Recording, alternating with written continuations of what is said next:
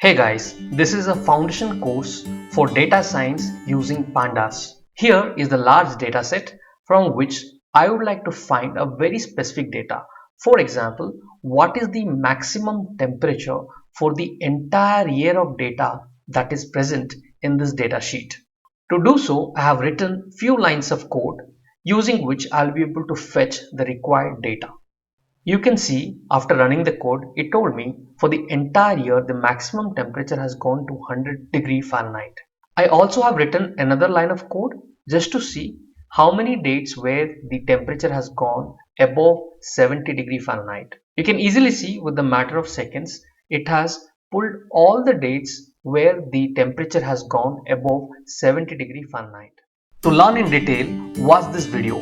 Please do like, share and subscribe. Thank you.